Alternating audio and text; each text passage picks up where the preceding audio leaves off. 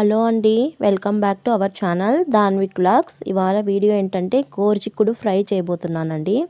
ఇక్కడ నేను 1/4 కిలో గోరుచిక్కుడు తీసుకొని ఇలా కట్ చేసుకొని వాటర్లో బాగా వాష్ చేసుకుంటున్నాను. వీటిని మా రాయలసీమ సైడు మొట్టింకాయలు అని కూడా అంటారండి. వాష్ చేసుకున్న గోరుచిక్కుడిని ఇక్కడ ఒక కుక్కర్లోకి ట్రాన్స్ఫర్ చేసుకుంటున్నాను. సో ఇవి ట్రాన్స్ఫర్ చేసుకున్న తర్వాత 1 గ్లాస్ వాటర్ ఇక్కడ నేను యాడ్ చేసుకుంటున్నాను. మీరు ఇంకా 1/2 కిలో అలా తీసుకునే పాటైతే అవి మునిగే వరకు వాటర్ పోసుకుంటే సరిపోతుందండి. తర్వాత కొద్దిగా ఆయిల్ యాడ్ చేస్తున్నాను. ఈ ఆయిల్ యాడ్ చేయడం వల్ల మనకి లోపల వాటర్ పొంగినా కూడా బయటికి రాకోకుండా ఉంటుందండి, పొంగకుండా ఉంటుంది వాటరు. తర్వాత కొద్దిగా పసుపు యాడ్ చేసి తర్వాత ఒక 1/2 టేబుల్ స్పూన్ సాల్ట్ని కూడా ఇక్కడ యాడ్ చేస్తున్నాను. సో ఇలా సాల్ట్ వేయడం వల్ల ఈ గోరుచిక్కుడికి బాగా ఉప్పు అనేది పడుతుందండి. తర్వాత మీడియం ఫ్లేమ్లో మూత పెట్టి కుక్కర్ మూత పెట్టి ఒక 2 విజిల్లు వస్తే సరిపోతుందండి. గోరుచిక్కుడు బాగా ఉడికిపోతుంది. సో ఇవి కుక్ అయ్యేలోపు మనము వీటి కోసం ఒక పొడి రెడీ చేసుకోవాలండి. అందుకోసం ఒక మిక్సీ జార్ తీసుకొని ఒక 2 టేబుల్ స్పూన్ల పల్లీలు, బాగా వేగిన పల్లీలు తీసుకొని తర్వాత ఒక 5 వెల్లుల్లి రెమ్మలు కూడా యాడ్ చేసి ఒక 1/2 టేబుల్ స్పూను లేదా 1 టేబుల్ స్పూను సాల్ట్ని యాడ్ చేసిన తర్వాత 1.5 టేబుల్ స్పూన్ కారం కూడా యాడ్ చేసుకోవాలండి. ఇవన్నీ యాడ్ చేసుకొని మిక్సీ జార్ మూత పెట్టుకొని ఇలా పొడి కొట్టుకోవాలి. తర్వాత ఇందాక మనం గోరుచిక్కుడిని ఉడకపెట్టుకున్నాం కదండి, అవి ఉడికాయో లేదో కుక్కర్ మూత తీసి చెక్ చేసుకోవాలి.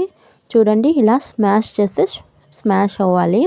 సో గోరుచిక్కుడు పర్ఫెక్ట్గా ఉడికింది. తర్వాత అదే కుక్కర్లోకి కొద్దిగా ఆయిల్ యాడ్ చేసుకొని పోపు పెట్టుకోవడమే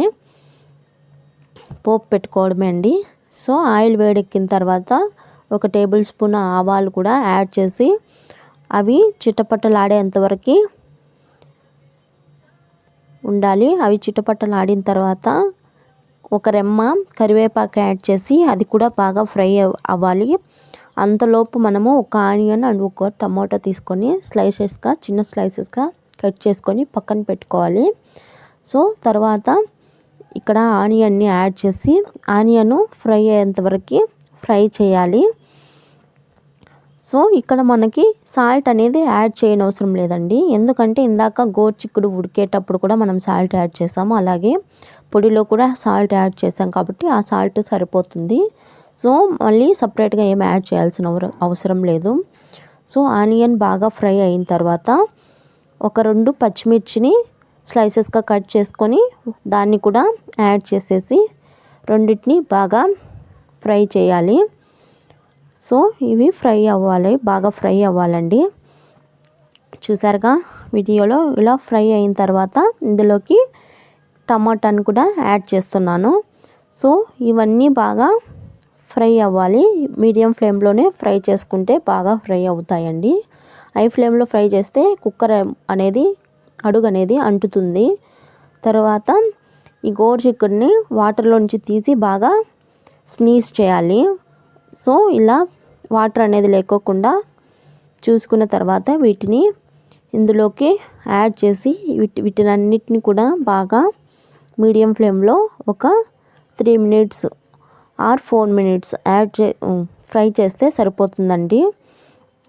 సో ఇలా ఫ్రై చేసుకున్న తర్వాత మనము ఇలా ఫ్రై అయిన తర్వాత మనం ఇందాక పొడి చేసుకొని పెట్టుకున్నాం కదండి, ఆ పొడిని ఫైనల్గా బాగా ఫ్రై అయిన తర్వాత యాడ్ చేయడమే. ఈ పొడిని ఇందులోకి యాడ్ చేయడమే అండి. సో అంతే అండి, ఎంతో రుచికరమైన గోరుచిక్కుడు ఫ్రై రెడీ అండి. సో సూపర్గా టేస్టీగా ఉంటుందండి. ఇది మనము రైస్, రోటీలో కూడా చాలా బాగా తినొచ్చు.